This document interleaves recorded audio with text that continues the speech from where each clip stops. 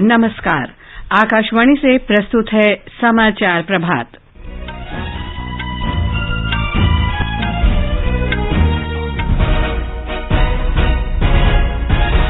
प्रधानमंत्री नरेंद्र मोदी पीएम आवास योजना के तहत उत्तर प्रदेश के 6 लाख से अधिक लाभार्थियों को वित्तीय सहायता जारी करेंगे।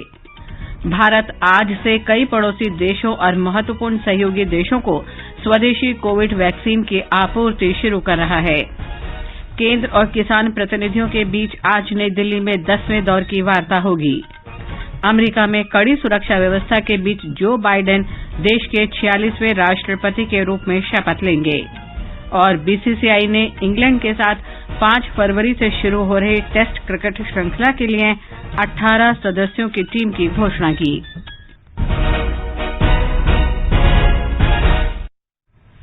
समाचार प्रभात में देवेंद्र त्रिपाठी के साथ मैं लवलीन निगम।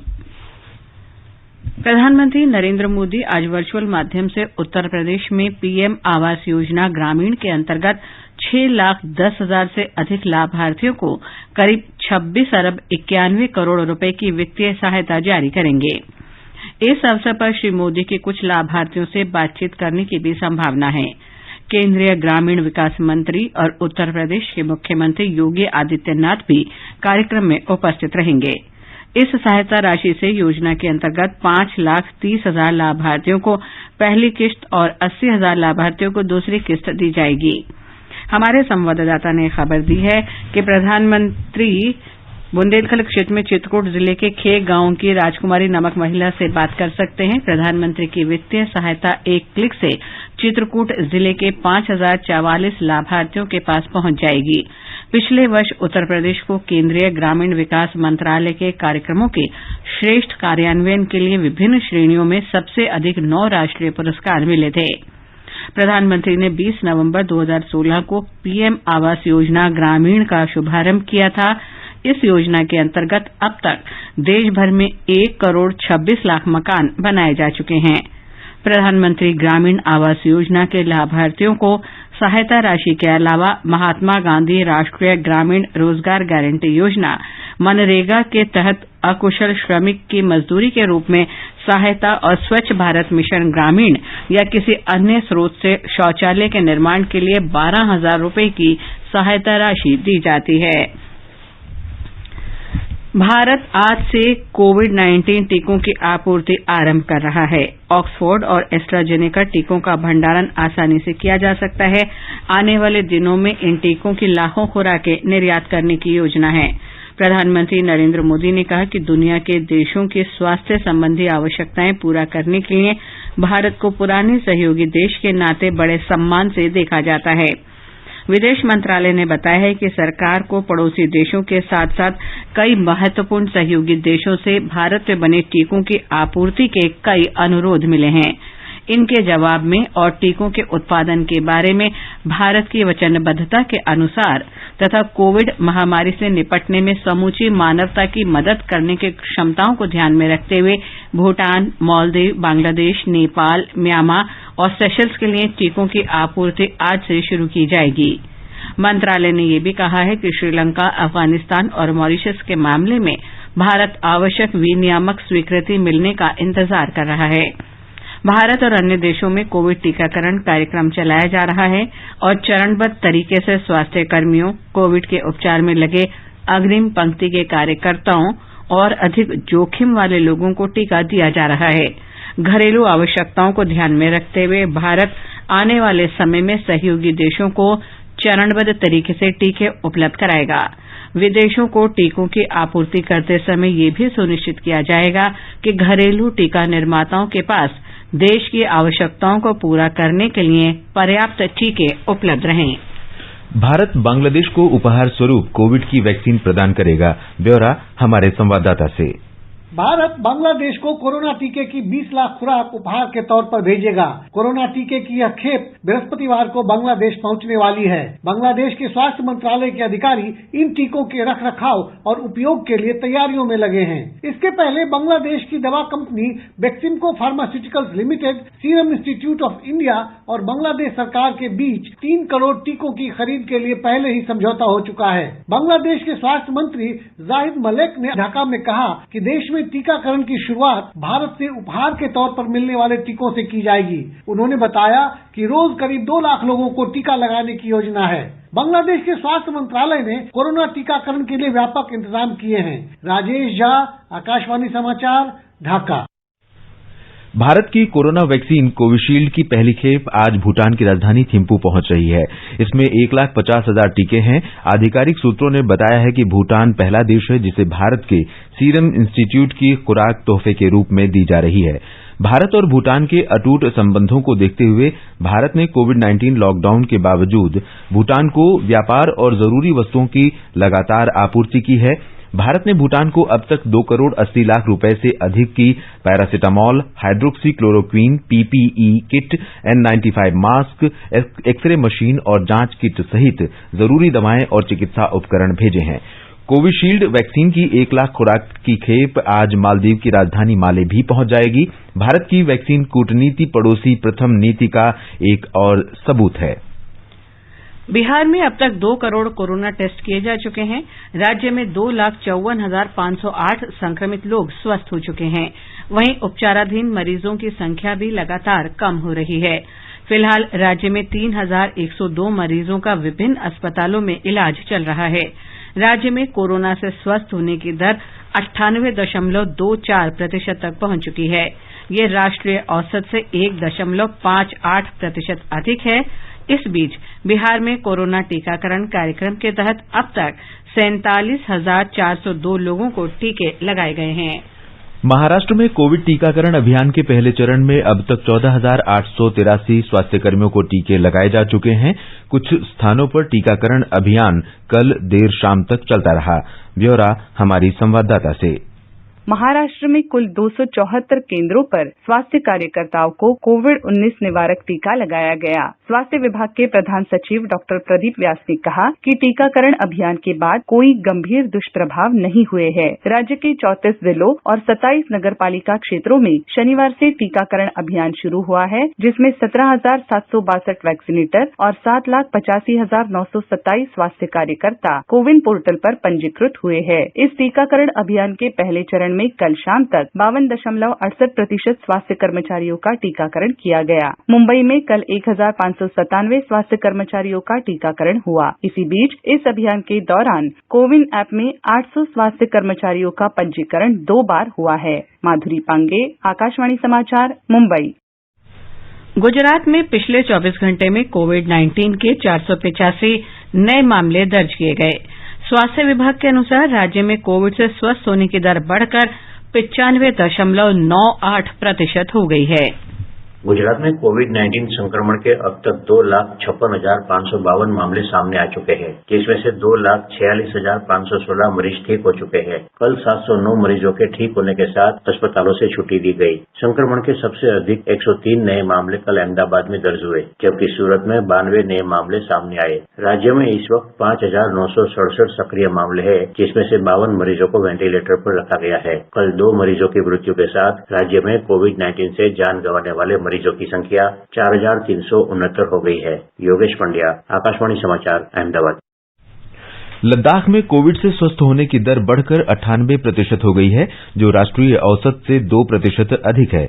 इस केंद्र शासित प्रदेश में संक्रमण की दर में भी कमी आई है और कोविड की स्थिति अब नियंत्रण में है। ओडिशा में कोविशील्ड वैक्सीन की दूसरी खेप कल पुणे के सीरम इंस्टीट्यूट ऑफ इंडिया से भुवनेश्वर पहुंची। इस खेप में कोविशील्ड की 3,34,500 खुराकें हैं। बाद में टीकों को कड़ी सुरक्षा के बीच सुरक्षित भंडारण के लिए राज्य वैक्सीन केंद्र में भेजा गया, जहां से इन्हें टीकाकरण के अभियान से पहले चरण के लिए जिलों में पहुंचाया गया। कर्नाटक में प्राथमिकता वाले कोविड टीकाकरण लाभार्थियों से 47% लोगों को कल टीके लगाए गए। राज्य में अब तक 80,686 लोगों को टीके लगाए जा चुके हैं। कर्नाटक के स्वास्थ्य मंत्री डॉक्टर के सुधाकर ने कहा कि देश के दवा नियंत्रक द्वारा मंजूर कोवैक्सीन और कोविशील्ड दोनों टीके एक समान सुरक्षित हैं और कोवैक्सीन को लेकर किसी तरह के संदेह की जरूरत नहीं है। इस बीच कर्नाटक में कोरोना के 645 नए मरीजों की पुष्टि हुई है। राज्य में कल 807 मरीज स्वस्थ हो गए और 6 लोगों की मृत्यु हुई। फिलहाल 7,865 कोरोना मरीजों का राज्य के विभिन्न अस्पतालों में इलाज चल रहा है, जिनमें से 172 को गहन चिकित्सा कक्ष में रखा गया है। सरकार ने कहा है कि देश भर में 6,31,000 लाभार्थियों को कोविड टीके लगाए जा चुके हैं। स्वास्थ्य सचिव राजेश भूषण ने कल नई दिल्ली में बताया कि टीकाकरण के बाद 0.18% लोगों पर टीके का प्रतिकूल असर देखा गया। अभी तक जो आंकड़े आए उसमें 0.18% is the adverse event following immunisation and 0.002 is the percentage of people who were hospitalized following immunization. These are fairly low, in fact lowest so far as we know in the world in the first 3 days. केंद्र और किसान प्रतिनिधियों के बीच 10वें दौर की बातचीत आज नई दिल्ली में होगी। ये बैठक कल होनी थी, लेकिन इसे एक दिन के लिए स्थगित कर दिया गया था। 15 जनवरी को 9वें दौर की बातचीत किसी निष्कर्ष पर नहीं पहुंच पाई। बैठक के बाद संवाददाताओं से बातचीत में कृषि मंत्री नरेंद्र सिंह तोमर ने कहा था कि किसान संगठनों से अपने अनौपचारिक समूह बनाएं और अपनी मांगों के बारे में सरकार को मसौदा दें। श्री तोमर ने कहा था कि सरकार सर्दियों में आंदोलनकारी किसानों को लेकर चिंतित है। उन्होंने जोर देकर कहा था कि सरकार को उम्मीद है कि बातचीत से जल्द ही कोई समाधान निकल जाएगा। छत्तीसगढ़ में न्यूनतम समर्थन मूल्य योजना के अंतर्गत धान की खरीद जारी है। अब तक 80 लाख मीट्रिक टन से अधिक धान खरीदा जा चुका है। छत्तीसगढ़ देश के प्रमुख धान उत्पादक राज्यों में से एक है। प्रदेश में 1 दिसंबर से समर्थन मूल्य पर धान की खरीदी शुरू हुई है, जो 31 जनवरी तक चलेगी। अब तक करीब 19 लाख किसानों ने समर्थन मूल्य पर अपना धान बेचा है। इस बीच भारतीय जनता पार्टी के राष्ट्रीय उपाध्यक्ष और प्रदेश के पूर्व मुख्यमंत्री डॉक्टर रमन सिंह ने धान खरीदी की अंतिम तारीख 1 महीने और बढ़ाने की मांग की है, ताकि प्रदेश का कोई भी किसान अपनी फसल बेचने से वंचित न रह जाए। विकल्प शुक्ला, आकाशवाणी समाचार, रायपुर। महाराष्ट्र में कुल 11,585 लोगों ने महाराष्ट्र सरकार की कृषि मूल्य वर्धन श्रृंखला विकास परियोजना के लिए पंजीकरण कराया है। राज्य के कृषि मंत्री दादाजी भूसे ने इस योजना की प्रगति की कल समीक्षा की और राज्य के सभी क्षेत्रों में भागीदारी बढ़ाने का निर्देश दिया। ब्यौरा हमारे संवाददाता से। महाराष्ट्र सरकार द्वारा दी गई जानकारी के मुताबिक 5,764 संस्थाओं ने इस प्रोजेक्ट के लिए अर्जी दाखिल की है, जिसमें लगभग 2,000 कृषि उत्पाद संस्थाएं हैं। यह प्रोजेक्ट माननीय बाला साहेब ठाकरे कृषि व्यवसाय एवं ग्रामीण परिवर्तन अर्थात स्मार्ट के नाम से भी जाना जाता है। अगले 7 सालों में राज्य के हर एक जिले में यह प्रोजेक्ट का कार्यान्वयन करने का उद्देश्य है। किसानों को राष्ट्रीय एवं अंतर्राष्ट्रीय मार्केट में कृषि उत्पाद बेचने के लिए मदद करना, यह इस प्रोजेक्ट का उद्देश्य है। इस प्रोजेक्ट से मध्यस्थों की संख्या कम होगी एवं कृषि उत्पाद संगठनों की आय में बढ़ोतरी होगी। जीवन भावसार, आकाशवाणी समाचार, मुंबई। नीति आयोग आज वर्चुअल कार्यक्रम में भारतीय नवाचार सूचकांक जारी करेगा। नीति आयोग के उपाध्यक्ष डॉक्टर राजीव कुमार, आयोग के सदस्य डॉक्टर वीके सारस्वत और मुख्य कार्यकारी अधिकारी अमिताभ कांत की उपस्थिति में सूचकांक जारी करेंगे। नीति आयोग ने कहा है कि सूचकांक का दूसरा संस्करण जारी होना देश को नवाचार से संचालित अर्थव्यवस्था के रूप में बदलने की सरकार की वचनबद्धता का परिचायक है। भारतीय नवाचार सूचकांक 2020 में नवाचार को प्रोत्साहित करने वाले राज्यों और केंद्र शासित प्रदेशों की रैंकिंग की जाएगी और उन्हें उनकी कमजोरियों और ताकत बताकर नीतियों में सुधार के तरीके बताए जाएंगे। इस प्रक्रिया को इस तरीके से डिजाइन किया गया है ताकि नवाचार के क्षेत्र में अग्रणी प्रदेशों से बाकी राज्यों को सीख मिल सके। प्रदर्शन के आधार पर तुलना के लिए राज्यों और केंद्र शासित प्रदेशों को 17 मुख्य राज्यों, पूर्वोत्तर और पर्वतीय 10 राज्यों, 9 शहरी राज्यों और केंद्र शासित प्रदेशों में विभाजित किया गया है। राज्यों और केंद्र शासित प्रदेशों को परिणाम और शासन प्रणाली के 2 व्यापक वर्गों के आधार पर अलग अलग श्रेणियों में रखा गया है। संसद का बजट सत्र 29 जनवरी से शुरू होगा। लोकसभा अध्यक्ष ओम बिड़ला ने कल नई दिल्ली में बताया कि सत्र का पहला भाग 15 फरवरी को संपन्न होगा, जिसमें 12 बैठकें होंगी। ये सत्र 2 चरण में चलेगा। पहले चरण के अंदर 12 बैठकें होगी और दूसरा चरण 8 मार्च से 8 अप्रैल, जिसमें सदन की 21 बैठकें होगी। सदन के अंदर भी कोविड गाइडलाइन के अनुसार हमने बैठने की व्यवस्था की गई है। राज्यसभा का सदन 9 बजे से 2 बजे तक चलेगा। लोकसभा 4 बजे से 9 बजे तक चलेगी। प्रश्नकाल, शून्यकाल, जो सामान्य रूप से सदन की जितनी भी कार्रवाई हैं, वो संपूर्ण कार्रवाई इस बार सत्र में चलेगी। बजट सत्र की शुरुआत दोनों सदनों की संयुक्त बैठक में राष्ट्रपति रामनाथ कोविंद के संबोधन के साथ होगी। आम बजट 1 फरवरी को पेश किया जाएगा। नेताजी सुभाष चंद्र बोस के 125वें जयंती वर्ष के उपलक्ष्य में साल भर चलने वाले समारोह 23 जनवरी से शुरू होंगे।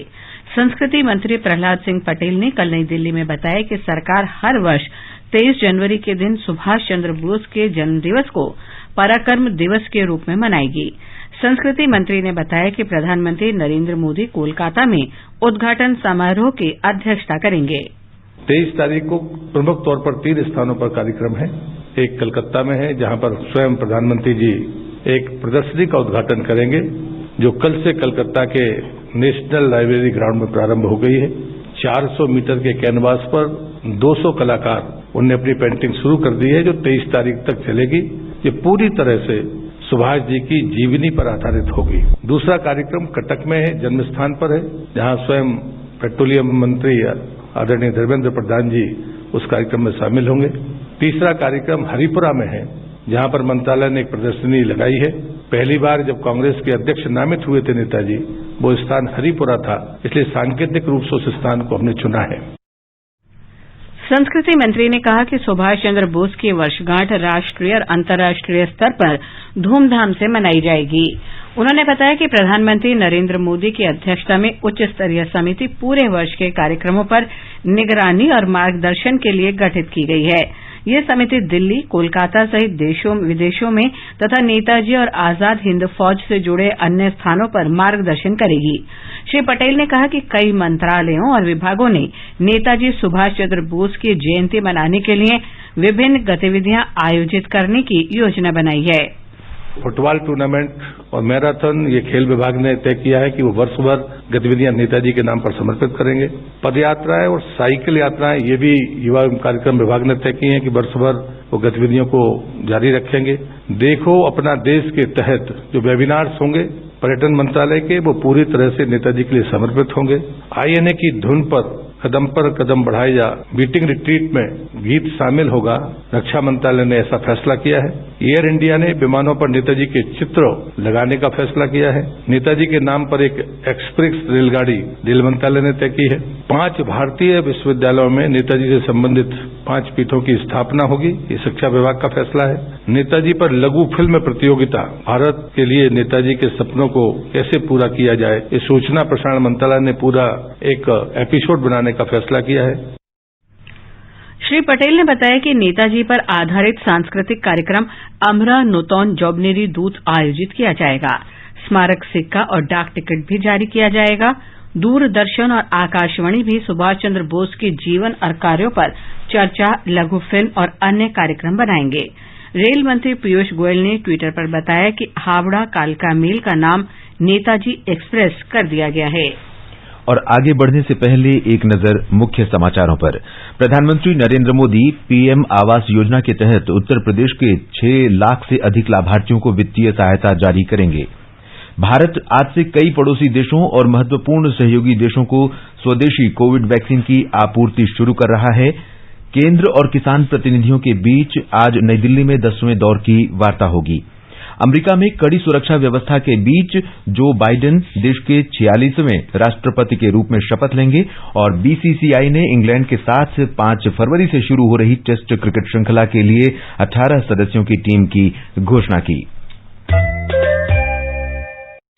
अमेरिका में जो बाइडेन को आज देश के 46वें राष्ट्रपति के रूप में शपथ दिलाई जाएगी। सुश्री कमला हैरिस 49वें उपराष्ट्रपति के रूप में शपथ लेंगी। वे अमेरिका की पहली महिला उपराष्ट्रपति होंगी। इस पद को ग्रहण करने वाली वे दक्षिण एशिया मूल की पहली अश्वेत महिला भी होंगी। 78 वर्षीय जो बाइडेन 127 वर्ष पुरानी पारिवारिक बाइबल के साथ शपथ लेंगे। इस अवसर पर उनकी पत्नी डॉक्टर जिल बाइडेन भी मौजूद रहेंगी। शपथ ग्रहण समारोह कोविड महामारी के बीच आयोजित होगा। इस महामारी से अमेरिका में 2 करोड़ 40 लाख से अधिक लोग संक्रमित हो चुके हैं और अब तक 3,90,000 मरीजों की जान जा चुकी है। ये समारोह उस घटना के कुछ दिन बाद हो रहा है जिसमें अमेरिका की कैपिटल बिल्डिंग में राष्ट्रपति ट्रंप के समर्थक घुस गए थे और उस पर कब्जा कर लिया था।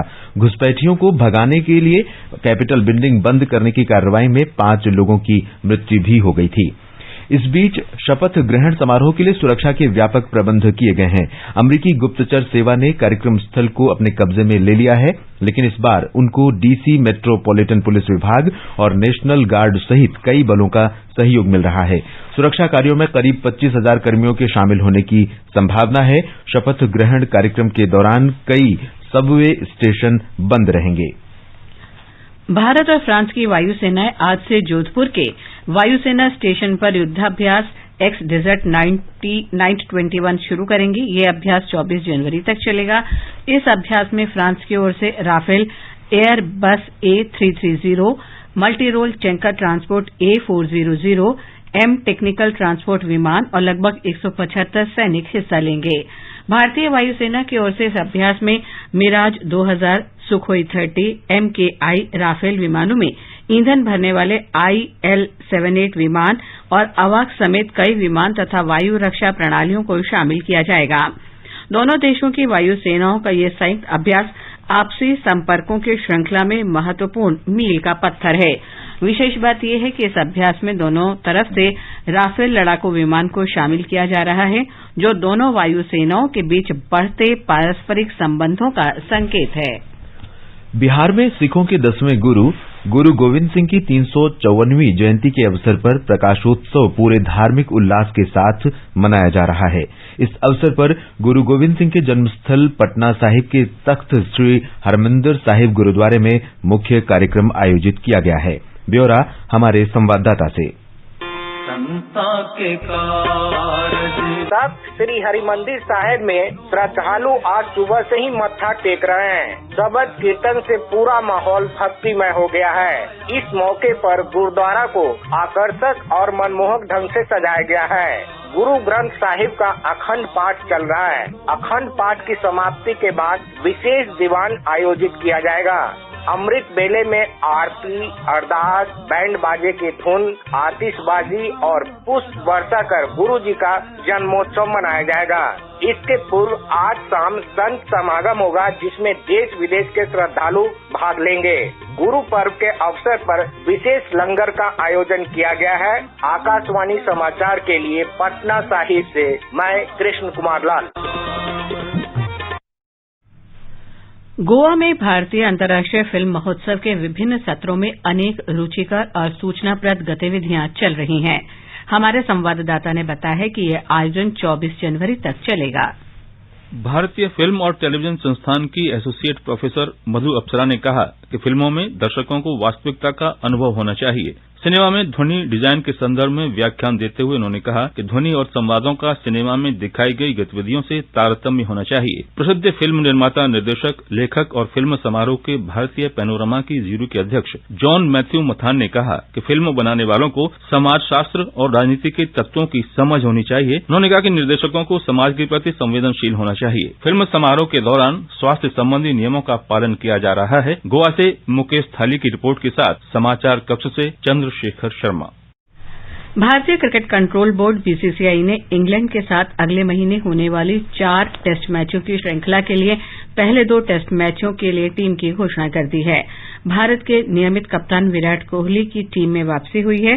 पहले 2 टेस्ट मैचों के लिए भारतीय टीम इस प्रकार है: विराट कोहली, अजिंक्य रहाणे, अक्षर पटेल, चेतेश्वर पुजारा, हार्दिक पांड्या, ईशांत शर्मा, जसप्रीत बुमराह, केएल राहुल, कुलदीप यादव, मयंक अग्रवाल, मोहम्मद सिराज, रविचंद्रन अश्विन, ऋषभ पंत, रोहित शर्मा, शार्दुल ठाकुर, शुभमन गिल, वॉशिंगटन सुंदर और रिद्धिमान साहा। भारत ने ऑस्ट्रेलिया को चौथे और अंतिम क्रिकेट टेस्ट मैच में 3 विकेट से हराकर इतिहास रचा है। ब्रिस्बेन के गाबा मैदान में टेस्ट जीतने के साथ ही भारत ने 4 टेस्ट मैचों की श्रृंखला 2-1 से जीत ली। इसके साथ ही भारत ने बॉर्डर गावस्कर ट्रॉफी लगातार तीसरी बार जीतकर हैट्रिक लगाई है। इस मैदान पर 32 वर्ष में ऑस्ट्रेलिया की ये पहली हार है। और अब एक नजर आज के मौसम पर। राष्ट्रीय राजधानी दिल्ली में सुबह हल्का कोहरा छाये रहने की संभावना है। तापमान 9 और 19 डिग्री सेल्सियस के बीच रहेगा। श्रीनगर में सुबह कोहरा छाया रहा। न्यूनतम तापमान 0 से 7 डिग्री सेल्सियस नीचे और अधिकतम 10 डिग्री सेल्सियस के आसपास रहने का अनुमान है। जम्मू में सुबह कोहरा छाया रहा और बाद में आसमान साफ रहेगा। न्यूनतम तापमान 9 डिग्री सेल्सियस के करीब दर्ज किया गया और अधिकतम तापमान 22 डिग्री सेल्सियस के आसपास रहेगा। लेह में आंशिक रूप से बादल छाए रहेंगे। न्यूनतम तापमान 0 से 12 डिग्री सेल्सियस नीचे रहा और अधिकतम तापमान 1 डिग्री सेल्सियस के करीब रहने का अनुमान है। गिलगित में आंशिक रूप से बादल छाए रहेंगे। तापमान 0 से 6 डिग्री नीचे और 12 डिग्री सेल्सियस के बीच रहने की संभावना है। मुजफ्फराबाद में आसमान साफ रहेगा। तापमान 3 और 19 डिग्री सेल्सियस के बीच रहने का अनुमान है। ये समाचार हमारी वेबसाइट newsonair.com/hindi पर भी उपलब्ध हैं। और देवेंद्र, आप बताएं आज के समाचार पत्रों में क्या खास है?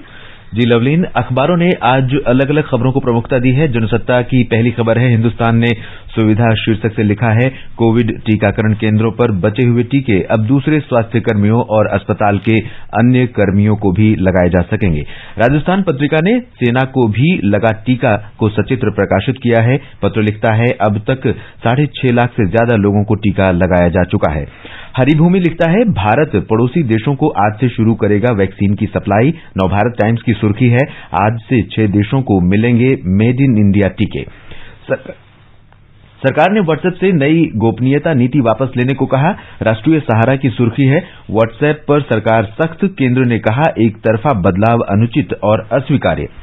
संसद की कैंटीन में भोजन पर सब्सिडी खत्म, लिखता है जनसत्ता। पत्र ने इसे लोकसभा अध्यक्ष ओम बिरला का बड़ा ऐलान बताया है। अमर उजाला ने ब्रिस्बेन क्रिकेट टेस्ट मैच में भारत की जीत को पहली खबर बनाते हुए लिखा है, युवा ब्रिगेड ने तोड़ा कंगारुओं का गुरूर। पत्र लिखता है, जीत इसलिए खास, विराट समेत 9 स्टार खिलाड़ी टीम में शामिल नहीं थे। राजस्थान पत्रिका की सुर्खी है, खेले जी जान से, जीते शान से, चमके भारत के नए स्टार। दैनिक भास्कर कहता है, देख ले दुनिया, यही है न्यू इंडिया। राष्ट्रीय सहारा की खबर है, स्वच्छ जल नागरिकों का मौलिक अधिकार। पत्र ने लिखा है, उच्चतम न्यायालय ने राष्ट्रीय हरित अधिकरण द्वारा गठित समिति से यमुना की सफाई पर मांगी रिपोर्ट। दैनिक जागरण लिखता है, सुप्रीम कोर्ट ने नदी को प्रदूषण मुक्त करने के लिए की गई सिफारिशों और उन पर अमल के बारे में जानकारी मांगी। नेताजी सुभाष चंद्र बोस की जयंती को पराक्रम दिवस के रूप में मनाने के सरकार के फैसले को अमर उजाला ने प्रमुखता से दिया है। पत्र ने संस्कृति मंत्री के हवाले से लिखा है, सरकार ने देशवासियों विशेष रूप से युवाओं को प्रेरित करने के लिए ये फैसला किया है। हिंदुस्तान की खबर है, भारतीय रंगोली से होगी अमेरिका के नवनिर्वाचित राष्ट्रपति जो बाइडेन और कमला हैरिस के शपथ ग्रहण समारोह की शुरुआत। पत्र कहता है, कोरोना के कारण काफी सीमित किया गया समारोह। और अंत में मुख्य समाचार एक बार फिर। प्रधानमंत्री नरेंद्र मोदी पीएम आवास योजना के तहत उत्तर प्रदेश के 6 लाख से अधिक लाभार्थियों को वित्तीय सहायता जारी करेंगे। भारत आज से कई पड़ोसी देशों और महत्वपूर्ण सहयोगी देशों को स्वदेशी कोविड वैक्सीन की आपूर्ति शुरू कर रहा है। केंद्र और किसान प्रतिनिधियों के बीच आज नई दिल्ली में 10वें दौर की वार्ता होगी। अमेरिका में कड़ी सुरक्षा व्यवस्था के बीच जो बाइडेन देश के 46वें राष्ट्रपति के रूप में शपथ लेंगे। और बीसीसीआई ने इंग्लैंड के साथ 5 फरवरी से शुरू हो रही टेस्ट क्रिकेट श्रृंखला के लिए 18 सदस्यीय टीम की घोषणा की। इसके साथ ही समाचार प्रभात का ये अंक समाप्त हुआ। नमस्कार।